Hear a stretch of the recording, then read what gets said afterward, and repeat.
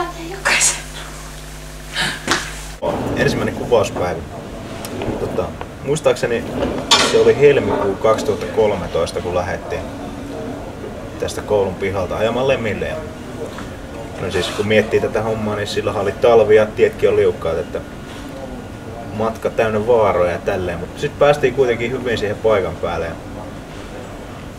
Ja käytiin purkaantumaan autoista ja siinä sitten katseltiin sitä, siis mä olin tälleen, että jätkät, semmonen helmikuinen aamu, pakkasta, kaunista auringonpaista. Mä sanoin, jätkät, tätä on Suomi.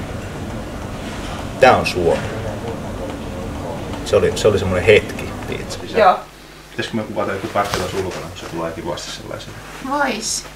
Mut miten sitten ei sitä voi yksin laskea? Niin. Siis niin, mutta tossa nyt kun se on aitauksessa. No meillähän oli siinä sitten muutamia näitä hevosia siinä pihalla ja sitten filmiryhmä pisti valaistuksen ja kamerat kuntoon siinä ja tähdet sitten siinä jotain vitun teetä. Mitä helvettiä?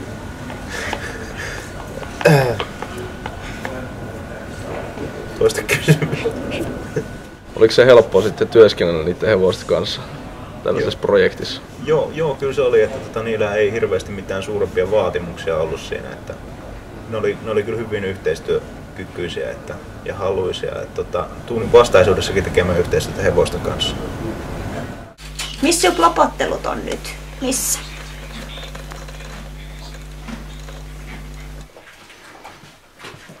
Vesku, me pitäis mennä ja mulla myös. Venä hetki. Otetaan vielä. Venä hetki, hirveä kiire. Niin. Joo. Vesku hei, me pitäis mennä ja mulla myös. Noniin. Nyt hei. Mä en tiedä mitä minun pitäisi sanoa siihen. Pakkastahan tosiaan oli ulkona, että se on tämä Suomen talvikeli oli ihan kyllä pureva. Päästiin sitten kaiken kuvausten välissä niin lämmittelemään kyllä, että ei tarvinnut kylmä tulla. Kerrohan näyttelijöistä, millainen näyttelijäporukka teillä oli kasassa? No siinähän että oli itse asiassa semmoinen tilanne, että tunsin kaikki näyttelijät ennestään, että on ollut aikaisemminkin samoissa projekteissa heidän kanssa tekemässä vähän videoita ja vastaavia, että oltiin kaikki näytelty yhdessä niin kuin aikaisemminkin. Että sinänsä yhteistyön aloittaminen oli niin kuin helppoa, kun ei tarvinnut ihan nollapohjalta lähteä työskentelemään. Tiedettiin vähän toisiamme entuudestaan, että minkälaista mitä käytösmalleja toisilla on esimerkiksi ja tällaisia. Muistaakseni ekana siihen projektiin tuli tähän kuvaamaan, kun siis mähän olin se päänäyttelijä siinä ensimmäiseksi, mutta varmistettiin siihen.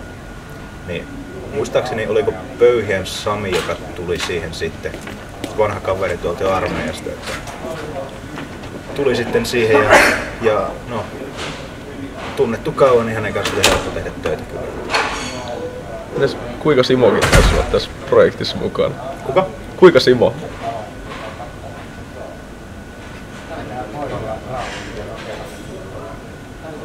Simo Kuikka.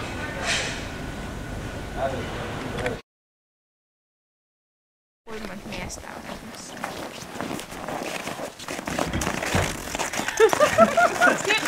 Sinun pitää itse vaan mennä sinne, niin tulee... Otetaan uudestaan. Se hiirii. Tuu isommalla kaarella ja ota vaikka sen jo.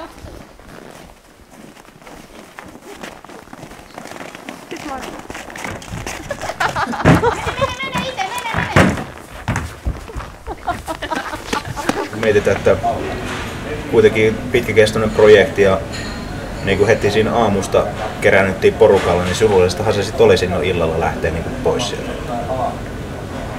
Niin kuin tällaisissa pitkäkestoisissa jutuissa on aina vähän haikeita kun loppuu.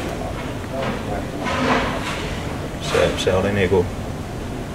Se vähän tuli kyllä tippalinssiin, täytyy myöntää. Kuinka kauan aikaa tällaisen videon tekemiseen oikein meni? Joo, eli siis tämähän tosiaan oli semmoinen pitkä projekti, että muistelisin nyt näin äkkiseltä, että 3 tuntia.